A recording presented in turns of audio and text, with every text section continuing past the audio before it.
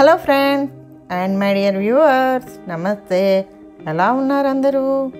ఈరోజు మధుర రుచుల్లో మనందరి ఫేవరెట్ అయిన కరివేపాకు కారం, అదేనండి కారం పొడిని ఎలా చేయాలో చూపించబోతున్నాను. దీనిని వేడి వేడి అన్నంలో లేదా ఇడ్లీలో, దోశలో ఒక స్పూన్ నెయ్యి వేసుకొని తింటే అమోఘం, అద్భుతం, అంత బాగుంటుంది ఈ కారం.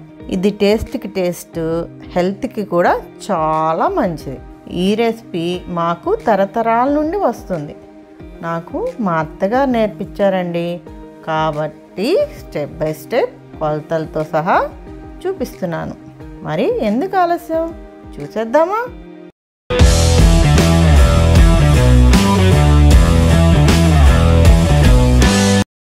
ముందుగా ఒక బాండీలో 50 గ్రాముల గుంటూరు ఎర్రమిరపకాయలు వేసి అందులో 1 టేబుల్ స్పూన్ నూనె వేసి వేయించుకోవాలి. ఇక్కడ నేను నూనె యాడ్ చేసుకోవడానికి కారణం ఎండుమిరపకాయలు మారకుండా మరియు రంగు మారకుండా ఉండటం కోసం కొద్దిగా నూనె వేసుకున్నాను.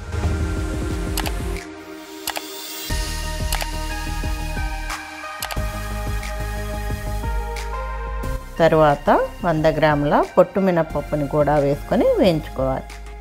ఇక్కడ పొట్టు మినపప్పు వాడటం వల్ల రుచి మరింత బాగుంటుంది.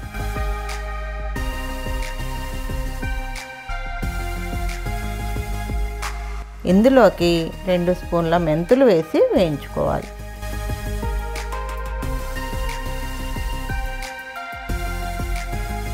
తరువాత 4 స్పూన్ల ధనియాలు వేసి వేగనివ్వాలి.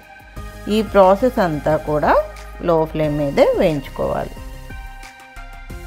చివరిగా ఇందులోకి 100 గ్రాముల శుభ్రంగా కడిగి ఆరబెట్టుకున్న కరివేపాకుని మరియు 50 గ్రాముల కళ్ళుప్పుని వేసి కరివేపాకు వేగేదాకా వేగించుకోవాలి. ఒక చిన్న జాగ్రత్త, వేయించుకునేటప్పుడు ముందుగా పొట్టు మినపప్పుని, తరువాత మెంతులు, తరువాత ధనియాలు, ఎందుకంటే అన్నిటికంటే వెంటనే ధనియాలు వేగిపోతాయి కాబట్టి అవి మాడకుండా ఒకదాని తర్వాత ఒకటి లో ఫ్లేమ్లో వేయించుకోవాలి.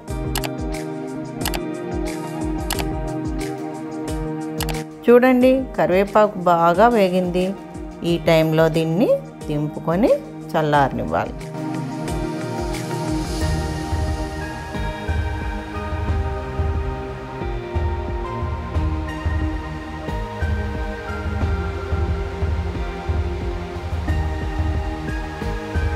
ఇవి ఆల్మోస్ట్ చల్లారిపోయాయి. ఇప్పుడు వీటిని కొద్ది కొద్దిగా మిక్సీ జార్లోకి తీసుకొని మరీ మెత్తగా కాకుండా కొద్దిగా బరకగా ఉండేటట్లు మిక్సీ పట్టుకోవాలి.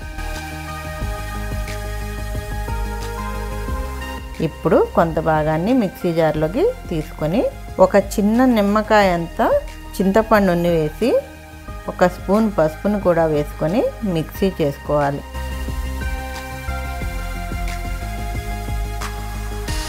తర్వాత మిగిలిన దాన్ని కూడా మిక్సీ జార్లోకి వేసుకొని ఇందులోకి 4 వెల్లుల్లిపాయల్ని సుమారు 100 గ్రాములు వలిచి ఆ రెబ్బల్ని వేసి అందులో 2 స్పూన్ల జీలకర్ర వేసి దీన్ని కూడా మిక్సీ పట్టుకోవాలి.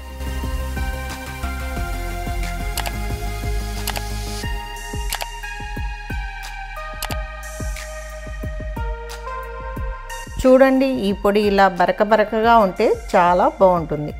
ఇలా పలుకులుగా ఉంటే నోటికి చాలా రుచిగా ఉంటుంది. మిక్సీ పట్టుకున్న 2 భాగాల పొడుల్ని బాగా కలుపుకొని తేమ తగలని ఒక కంటైనర్లో స్టోర్ చేసుకోవడమే.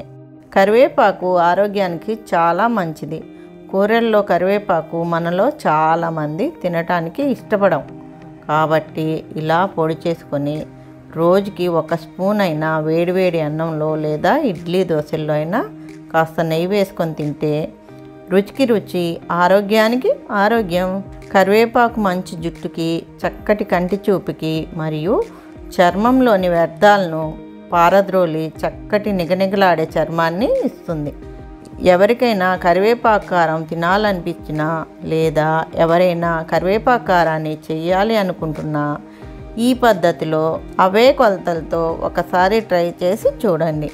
మరలా ఇలానే చేసుకునేంతగా ఇష్టపడతారు. మరో కొత్త వీడియోతో మళ్ళీ కలుద్దాం. అంతవరకు టేక్ కేర్, బాయ్ బాయ్.